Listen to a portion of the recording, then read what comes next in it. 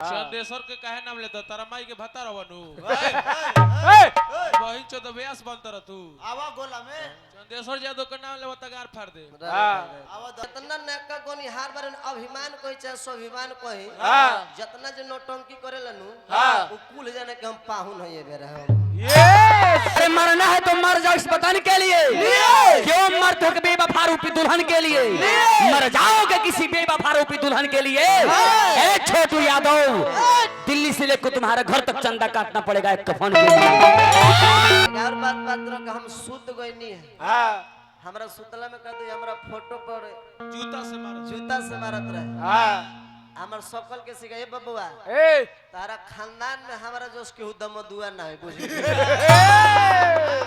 भोजपुरी जगत का मैं इकलौता ऐसा कलाकार राकेश भैया इकलौता ऐसा कलाकार गावे सरवा खाली बेसुरा गावत रहने तक केहू गोनिहार के केहू शास्त्रीय संगीत के अपना हाजीपुर के वो शंकर गुरुजी हैं शंकर पासवान जी जो उनकी हाजी हेलो ए भाई देखो भाई सिटी देखो शंकर पासवान जी की संगीत के बहुत ही अच्छा टीचर है विद्युपुर से स्टेशन से अंदर के हैं उस गुरुजी के बुलाई है हाजीपुर में पढ़ावे ले वहां के वो गुरुजी के बुलाई रात भर बैठाई जतना देरी गौले बड़े एको गो गीत के कह दिए गुरुजी शंकर पासवान जी के नहीं रीड में गौले बड़े अपन एगो मर्द खानी कहतनी काल से गावल बजाने वाला छोड़ दे एक बाप के अपना जाम मिलना है रात भर खाली पैसो खाली ई लोग के हक लोग के चचा भैया फूफा बरका ई लोग के हे गीत को नहीं हो यादव है तो क्या हुआ पसमान है तो क्या हुआ मैं भी यादव हूँ खुद बोल रहे थे कि जाति पर नहीं अब नहीं गिरेंगे तो इतना जान है कि बच जाएंगे पागल है साहब की अब पूछ लीजिए चाची ये कितना जाति सूचक शब्द का उपयोग किए आपको बोले कि बैठ जाइए आप लोग इनको इज्जत दे दिए करे यादव घर के बाल बच्चे हमनी पसमान ही ले भाई तनी गाले गलती बात ना नू गलती बात नहीं ना मुन्ना बाबू ना सही और फिर भी आपको जलील किया अभी अभी बात पर गौर कीजिए अरे वक्त नूर को बेनूर बना देता है वक्त नूर को बेनूर बना देता है वक्त छोटे से जख्म को नासूर बना देता है अरे वक्त फकीर को हुजूर बना देता है वक्त की कदर करना सीख ले रे पागल क्योंकि वक्त कोयले को भी कोहिनूर बना देता है पता चलवा के दुगो नीमन बात कहे नहीं आई और कहत बा कि हम कहब तो अगला बेरा में अजीत हलचल हमारा गरिया आई रे अरे हम तोरा काहे गरिया आई काहे गरिया आई ओए संस्कार ले वही मेरा संस्कार है नहीं ये हमारी माँ है हमारी बहन है हमारी बेटियां लोग बैठी हुई है दादी लोग बैठी हुई है चाची लोग बैठी हुई है तने रीड हमारे दे बउआ यूपी बिहार झारखंड के व्यास के कहतनी केहू के हे में दम होई तो हमारा अलावा जाके सुल्तानपुर में केहू गा के दिखा दी प्रेम हो जतिया ई सब देख फतुहा वाला छौड़ा कहता रहा नचनिया के का कहो बंगाल वाली छौड़ी बैंडल वाली छोड़ हमारा के बोलो जात पात जिला बात करबो भाई तुम अबे उठा के पटक दे छौड़ा छौड़ी ना आज काल में दराई था जजमान गाओ तारा के व्यास मन हम ना बोलब बे बोलले हता बोलले हम ना बोलन चाहिए हम ऐसा ही इतना बदनाम बानी नु कि केहू के फोन क दी छोटुआ ना गावे ना उ गाड़ी देवेला ना पहलवान के मतलब होला कि लोर के फड़ियो सरो फोन पर शिकायत करबे मारो आज जब तक पूरे हाजीपुर का रंगवाज मैं हूँ ना पूरा वैशाली जिला के रंगवाज जे करता बानी वो लड़का मतलब टाइम देखा था वो टाइम देखे टाइम के अनुसार ये लड़का हमारे बंद चाहे हमारा दी झलतल 2 है वो भी टाइम अनुसार देखता है और वही अनुसार बंद हुए बीच में कोई टोका टोकी नहीं करिए सब लड़का के अपना घड़ी बा हमारे बेटा धकिल बा सब आदमी मालिक मत कोई गलती रैली तो नहीं ये दुगोला का प्रोग्राम होता चाची आप सबका परिवार है हम कौन गलती बात कह देले रही फतुआ के छोड़ा फतुहा के छौड़ा कह देने हम बड़ी गलती कह दे रही अखिलेश बताई भाई ना जहां हमार घर बा और तहां घर के हम नाम बोल देनी तो हमारा से बड़ी बड़का गलती हो गई ना। अपना परिचय दादी बतावल बड़ा गलती के बात बा। पर्चे अच्छा ए हेलो, पर्चे ही जरूरी है। माई से पानी पिए के मन हो, सुनील बाबू हेने आवो, माई से पानी पिए के मन होई जा दादी, तब माइया कह के न लोग कही कह कि मैया एक लोटा पानी दे दे, पानी दे दे। अच्छा ई नानू कही कि आगे हमरा पापा के मौगी एक लोटा पानी दे दे। अच्छा ऐसे केहू कही? ये तो पागल ब्यास हम। भूख लगने पर भोजन करना प्रकृति है। अरे भूख लगने पर भोजन करना प्रकृति है। बिना मतलब के बिना भूखे जो बार बार भोजन करे ये विकृति है। अपने भोजन ना करके अखिलेश भैया, अपने भोजन ना करके मिथिलेश बाबू किसी भूखे व्यक्ति को भोजन करवा दे, यही हमारे भारत देश की संस्कृति है। टाइम 45 मिनट के बकर बकर 2.5 घंटा से बेसी कइले बाड़ा ना। हाँ जी। अच्छा गलती ना नु कहता नहीं दादी चाची, सही बात। बिना मैं के गुण निर्गुण गाया है पता चटवाई।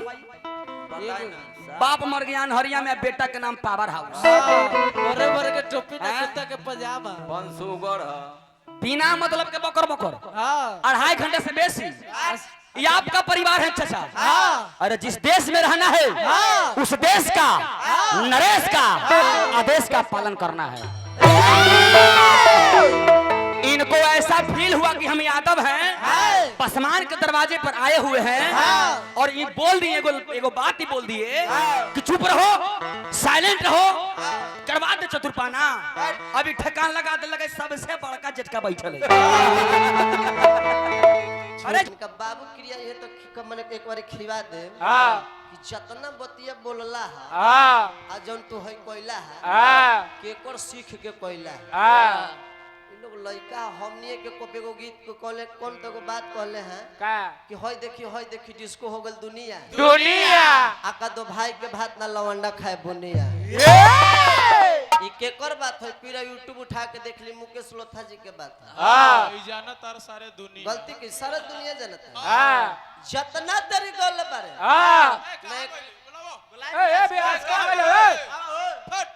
नहीं एको गो अपन गीत गौले हैं आ न एको गो अपन बात बोलले हैं। ब्यास में मार भुजकी बदई का तू अरे हम ब्यास से ना हो, हम कहो के बाउर चलो देखिले नु चाचा गोनिहार के त कंचपुरो गरम हम कर देले। रंगबाजो हैं ई हम अपन घर में गावत नहीं। अच्छा हम देख गलती नहीं की कह आज के डेट में नारदी विधा के हम बात करत नहीं, जितना न छटियन ब्यास बड़े पुरान जो पुरान हो गइले केहू को यदि जे मन में घमंड है कि हम हई तो जितना नका गोनिहार बारे अभिमान कहि चाहे स्वाभिमान कहि, जितना जे नौटंकी करेला नु वो कुल जाने के हम पाहुन हई बेरा हम ये सुतल शेर के जगह में बहुत नौटंकी करे के मामले में जोनी नौटंकी कइले ये जा बनराई करे का। लेकिन हम चुप रहनिया का है देखत नहीं हमर के घर के माई बहन लोग अपन माई बहन ना होला। जो दूसरा के माई बहन के अपन माई बहन बुझे वही इंसान कहाला। जे दूसरा के माई बहन के अपन माई बहन ना बुझेले उ सरवा के कुकुर में गिनती कइले। एकरा पहले बोला के एकरा से पूछी कि का एकरा घरे गीत गो नहीं रही त यही करते केने पहले बुलावे स्टेज पर यूट्यूब उठा के देखी करी हम 4 साल 5 साल पहले को के छोड़ देले। लेकिन इंसान के माने का हो आ माई बहन के देखे के गीत गो नहीं गावल जाला। लेकिन जन कुकुरा सरवा होखले न सु केहू के ना बुझे अब हम एकरा के का कहि चाचा हमरा त मन करत कि एकरा जूतावा उठा के 4 जूता मारी एकरा गलती करत नहीं नाचा तरे तो बुझाता रहे कि बाबा भुइया के मनोरिया आ गए। डांस कइल जाला कमर सबरो से के डांसो देखाए सभ्यता में देखाए अपना घर में हर चीज आप सबके देखाए। लेकिन एगो सभ्यता में देखाए डांसो कैसे कइल जाला। आओ खेल के आओ। अच्छा गीत को नहीं है लग जा गले इतना बढ़िया सुपरस्टार गौनिहार हीरो के डांस करत देखनी कमर लोग के कमर चलेला। पेटीएम करो अरे करो अरे का बुझाता कि मंटन मिश्रा के भाई आ गए। हमरा तो कबो कबो लागे ना चाचा हमरा कबो कबो लागेला कि अपना यूपी बिहार में जितना पागल रहे नु जितना पागल रहे हमरा तो कुल ब्यासे हो गेले से रहे अब जाए तो बबुआ हम का कोई हमरा केस भी माथा उजा जाला हम सुनी ना अभी के किन्नर लोग अभी गायक हो जाता है अभी के ब्यास लोग लवंडा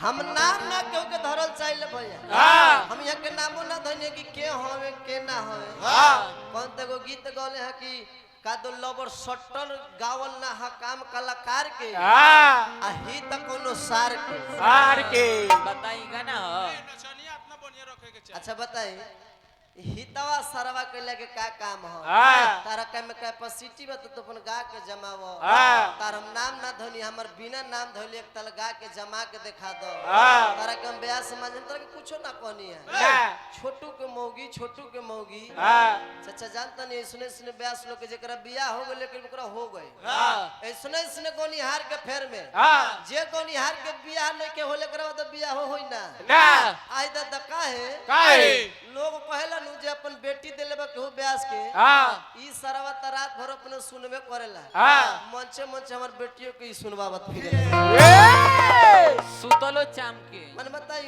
बहू के बेटी भी बहिन हिया हम गाबेल बनी हमरा के कहो हम तारा के कहो तार नाम तोहरा के स्वरवा कह देल यही तले ओकरा बाद हमर मेहरारू के कह देल काहे कहलो अच्छा रे एकरा बाद तारा वाला माये बहिनू करबो बैठा बाबा बैठा हम बाउर बोले वाला गोनी हार ना अरे हम बाउर बोले वाला गोनी हार ना है अब बाउर बोले ला कब 3 साल गइला के बाद में अखिलेश भाई जाने ले हमरा के अच्छा इनका मुंह से माइक छिना गई और तब वो बेलौज के लाज नहीं खेला कम से कम हम ई ना कहते हेलो रवा लोग आंख से देख ले बने रंजीत बाबू आपका इज्जत करते हैं भैया और आपके दरवाजे पर आए हैं। दूसरी बात गौर कीजिएगा इन्होंने बोला कि कलाकार का जाति नहीं होता है जी यादव जाति से बिलोंग करते, मैं भी यादव जाति से बिलोंग करता हूँ। हमारे भाई साहब माना किए कि आपका टाइम हो गया बंद करिए। इन्होंने क्या बोला? ए चुप रहो, तुम बंद करवाओगे? शांत से बैठेगा कि नहीं बैठेगा? लगा ना कि सबसे बड़का जेठका के बाल बच्चे यही बैठे। अरे जूता से मारी तब बंद करबो तू। अरे रंजीत बाबू लाठी बाबू हेजा बैठल बानी, उनकर मान मर्यादा उनकर मान सम्मान में हम कुछ ना बोलो ना तो जितना तू सालावा ससुरा कह देले बाड़ो। अच्छा यहाँ साला ससुर होता ये संस्कार हम ये तो गीत को नहीं हो। अच्छा यहाँ गीत गो नहीं हो। रुक जाइए भैया, हम ना को हम जानता नहीं कि राउर भतीजा बाड़े, हम जानत मानी कि राउर भतीजा बाड़े, हम कुछ बोलब ना तब ऊपर भैया कहता हूँ। सुनी रिश्ता में चाचा लगत बाड़े और तब इनका वो भैया कहता है प्रभु पागल हो बुड़बक हो। ले लो माइकवा। आई हमार श्रोतागण जितना बैठल बानी, आज के दिन हम लोग बहुत खुशी के बात बा कि हम लोग आयल बानी, हमार दोनों भतीजे लगता इनके ऑपरेटर साहब। सही बात अजीत हलचल 2 मतलब हमार भाई लोग का भाई जितना सजिंदा बैठल बा वो बाबू कह के न चाल करी पापा कह के तो कहिया कि हम मंजे हमार जितना सजिंदा बैठल बा वो हमार बेटा बानी। आई हो बेटा बानी, कोई दिक्कत नहीं है, दोनों को टीम में मुकाबला बा। हम न कहम, हम बीच में फेरना जे करे के बा दोनों को ठीक करे। बजाई से क्या बजाई से साला सिखाने में जिसको जमाने लगे वही आज हमको सिखाने लगे। अरे जिसको जमाना सिखाया चलना संभल संभल के आज छुछुनर हवा में कबूतर उड़ाने लगे। अरे पढ़ने पढ़ाने का माहौल कहाँ है, किताबों में खत आने जाने लगे। अरे सिखाने में जिसको जमाने लगे वही आज हमको सिखाने लगे। हम पहले बोले रोनिया कि मरना है तो मरिए देश के लिए। मैं पहले बोला ये देश मेरा है, हम एगो बात कर रहे फतुहा वाला छौड़ा। फतुहा हिंदुस्तान में है कि नहीं है? इंडिया में है कि नहीं है? भारत में है कि नहीं है? अरे ना नहीं पाकिस्तान में हो। अच्छा तुम पाकिस्तान से आए हो? तुम नीदरलैंड से आए हो? नागालैंड से या सोखल बाप रे बाप, इतना बाउर बाउर बात। अब एगो कोरस वाला के देखो, बेचारा बार बार बोलत वाला ई ब्यास कत रे करे सर मन में कि ना मन में। अरे सर में कि ना झलवैया तू हमरा से बतिया। लाज नहीं खेला कसम। एक नोट ढीला ढीला। अच्छा उ दोस्त रही त तू सरबा कहवा लेबे, कुछ हम कहवा लेबे तू। 400 रुपया में सब कुछ। कितना आइल हां और कितना चल गई। अच्छा बैंक देखनी है? बैंक बेंगवा कुर्सिया पर बैठा दी। साला कुर्सिया के बैठला के बाद भुदुक सना कूदियो जाई आ कूदला के बाद पुचुक देना मुतियो दी। आदमी तीन तरह से बोलेला, एगो माथा से, एगो हृदय से, एगो कंठ से। ऐसे आदमी तो सब कंठे से न बोलेला, लेकिन बोले के नियम बा। माथा से महंत बोलते हैं। अरे माथा से महंत बोलते हैं, हृदय से संत बोलते हैं और कंठ से इसका ऐसा लंठ बोलते हैं। सही बात। एगो हाई में के बार, एगो हाई में के बार, एगो हाई में के बार। हाई बार काहे खाती? ये आदमी के श्रृंगार हो। हाई बार काहे खाती? मर्द के शान हो। नहीं हाई में के बारे, नहीं हाई में के बारे, ई हाई में। भाई साहब ओकरा हिसाब से हमरा हिसाब से वो भैया मालिक बननी है।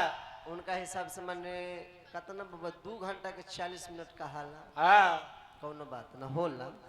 हम तो चाहिए हम सुतल चाहिए के दे पर भीड़ लिए सुतले में हो जाता सबके तो गलती है। बेसी वाले से बेसी रुपया नानू मिल जाए। हां बेसी वाला से हमरा कोनो थोड़ी बेसी रुपया मिल जाए ना। हेलो हेलो ये लोग कभी नया नया उठानी है अपन मार्केट बनावे तो इनकर गुरुजी के जितना यूट्यूब पर व्यू ना होई ओकर 6 गुना व्यू हम अकेले लेके यूट्यूब पर बैठल बानी। तो हमारा बनावे का तू लोग बनावा पजामा बढ़िया बात बा। हां आज याद रह रे।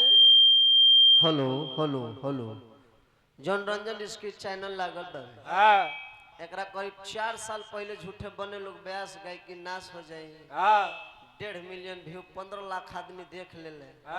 1.5 मिलियन आ तब हम एजा बनी हम अपना वजह से कुछ मार्केट गिरा दिल रहे। 10,000 एकड़ व्यू ना आई सब चलो ठीक बा बढ़िया बा। 2 ताल हम गीत गनई गल रही चाचा। पहला ताल इनका के दम नामो ना धइले रहे ना। मंदिर में क्रिया खाजी का नामो ना धइले रहे ना। दूसरो ताले कल रहे कि इस साला कोई लेकिन इनका के हम गाड़ी ना दे ना। दूसरो ताले इनका के हम कुछ ना कहनी है ना। हम एगो ई बात बोल रहे कि घड़ी जे मार्केट में गाड़ी देवेला जे बाउर बोलेला नु ओकर हम पाहुन है। ई ना कल रहे कि हम सब व्यास के पाहुन है। ई ना कहले रहे। आते हम कहनी है कि हमार गुरुजी के नाम चंदेश्वर राय जी भाई जिनका श्राद्ध में गावता न्यू चंदेश्वर पासवान जी भईनी। आ तब एकर हिम्मत देखी कि कहत रे कि चंदेश्वर जी तार सार भइले। आप सब जूता उठा के एकरा के नाम मारनी ने ई बात का हमारा दिक्कत लागत है। कि जिनका हां चंदेश्वर जी के काहे नाम लेते काहे रहे? कि ऊ चंदेश्वर जी त आज से करीब नवंबर में मर गए 10-15 महीना हो गए। उनका नाम ई चंदेश्वर चाचा के नाम पर गुणगान होता उनका गाड़ी देत रहे आप सब बैठो रहनी न चुपे त ई बात के खाली एगो हमरा बाउर लागल। चंदेश्वर के काहे नाम लेते? तारा माई के भता रहनु वही चोद व्यास बनत रह तू। आवा गोला में चंदेश्वर यादव के नाम लेवा तगार फाड़ दे। आवा दल में हेलो हेलो ई बात के हमरा रोकेश भैया बहुत दिक्कत लागल है का जी। ई बात के बहुत दिक्कत लागल हमरा के 5 गो हमरा के सरावा कहले है। कहले कि कल अपना घर से नचनिया लेके आइल बड़े का जी बढ़िया बात बा। घर से नचनिया यदि हम लेके आइल बानी माने उनका कहे के मतलब कि बहन चाहे बेटी चाहे भतीजी एहन उनका कहे के मतलब ये हमार घर के ना है ना। एगो नर्तकी हिया लेकर घर 36 घर है आ दूसरे में डेरा लेके ई तारे घर तो रहत दिया हतुआ में तो हो सके मिला जुला के तारे का तो बहिन उहिन लागत है। तू कौना गांव के हव? गलती कहते नहीं तो एकरे ले पूछ ली कि को डेरा कहां कहाँ होता है डेरा बाबू? बोल बोल माइक पर बोल। बख्तियारपुर। आहा फतुआ से 15 किलोमीटर आगे। देखो फतुहा बख्तियार हम गलती ना कहो, हम एको को बात बाउर ना हम काहे बाउर बोलो काजी बबुआ। अरे ना हम हैवान से हारे, ना हम शैतान से हारे, कश्मीर में जो आया तूफान, ना हम उस तूफान से हारे। शिकारी तो हम भी है, मगर हमने तुम्हारे जैसे कभी कुत्ते नहीं मारे। अखिलेश भाई, ये सबसे दुगोला गाना क्या है? क्या है? मेरा चुनौती खैनी निकालते हुए ऐसे व्यास कहे टप टप टपा टप टॉप टॉप टपा टॉप। मुन्ना बाबू और मुन्ना बाबू का सारे परिवार को मैं प्रणाम करता हूँ और मेरे गीत पर ध्यान दीजिएगा। अपना बाबूजी के वियोग में हाँ पूरा परिवार बैठ कर रो रहे। हाँ। कौना दिन? कौना दिन? जो ही हमारा चनेश्वर चाचा जी ये दुनिया छोड़ के चल गए। अरे जाति कहाँ है? यहाँ बनाया हुआ है। आज इस पॉकेट में यदि पेन है तो डॉक्टर भीमराव अंबेडकर जी की देन है। सही बात। ये कुत्ता। लेकिन कुत्ता को कुछ भी कह लीजिए, हाँ। कुत्ता के पोछे में कितनो घी लगा दो, हाँ। उस सरवा कुत्ता के पूछे थोड़े सोझा हो। ना, एगो ज्ञान के बात नहीं है। ए चाचा जी, ए दादी, ए, हम लोग शांति के फेर में भटक रहे हैं। रंजन, हाँ। शांति मिलेगा कहाँ? कहाँ? माता, एक, महात्मा, परमात्मा की शरण में। हाँ। अरे माता बचपन संवार देती है, देती है, महात्मा जवानी संवार देते हैं, देते हैं। और परमपिता परमेश्वर परमात्मा बुढ़ारी को ही तार देते हैं। ये कोई बेलुरवा का ज्ञान के बात नहीं आवेगा। ना आई जवाब होई। आगे मैया, आगे बाबू, आगे मैया, आगे बाबू, आगे मैया। लुबुर लुबुर लुबुर लुबुर लुबुर बंगरा लेखा खाली हेने से होने। हम अपन गावी थी वा, हमार नाम छोटू यादव हवा। हम रिंग बेद से गावी थी, रिंग बेद से। बाप रे, रिंग बेद है, ये का रिंग बेद ले नहीं। यहाँ मैंने हेलवा बेग ले ले। केला ले ले बउआ ले ले। जानते नहीं कौन फेरे में बा? कौन? अरे बिया गया गया लगे नहीं ताने में आगे मजा हमारे बाबू मारिए के लगे ना।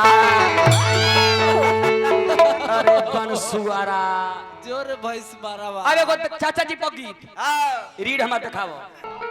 गीत को नहीं हमरा से बात हमरा के कहो। हाँ। तो ठीक है कहा है। हाँ गुरुजी के कहता रहो। गुरुजी के कहता रह, तिले केहू के कहता रह। तारा गुरुजी के हमनी के कही। अच्छा रह रे जाए दे, ई लोग के यह पूंजी है।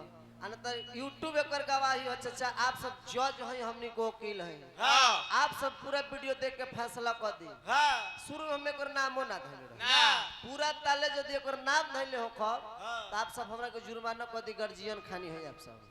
आतना बार कहत रहे कि ई सरावा हाँ देखी महावीरवा वाला। हाँ ये कोरस वाला बोला था, कोरस वाला कि बॉन्स के नेरा है। भाई रह दे। हेलो हेलो हेलो देखा बाबा चल रे। ठीक है हेलो हेलो हेलो। हाँ प्रणाम। कहाँ रही मालिक रोआ? 2 घंटा कहाँ रही रोआ? हम जानत तनी आज लगावत तनी उम्र न 13 साल से लाइन में बने हम बूझी ले। हेलो अरे भाई hello hello hello hello hello hello hello hello hello.